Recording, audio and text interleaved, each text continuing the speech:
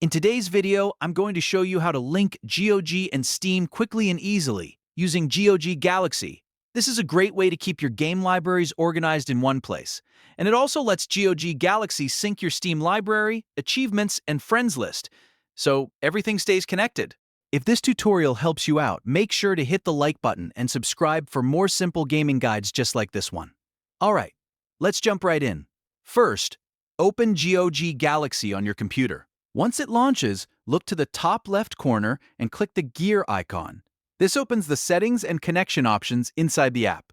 From there, select Add Games and Friends and then choose Connect Gaming Accounts. This is the menu where GOG Galaxy lets you link outside services to your profile. Now you'll see a list of supported platforms. Find Steam in the list and click Connect next to it.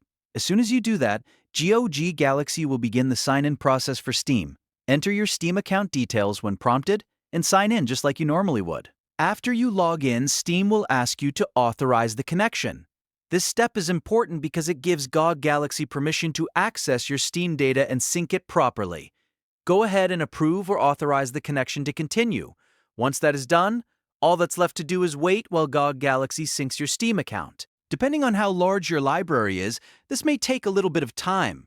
During the sync, GOG Galaxy can pull in your Steam library, your achievements, and your friends list so everything shows up together in one place. After the sync finishes, your accounts will be linked and ready to use. From now on, you can view your connected Steam content inside GOG Galaxy without needing to switch between apps as much. If you ever want to check the connection later, you can return to the same account settings area and manage your linked services from there. So that's how to link GOG and Steam using GOG Galaxy in just a few simple steps. If this video helped, please give it a like, subscribe to the channel, and turn on notifications so you don't miss the next helpful gaming tutorial.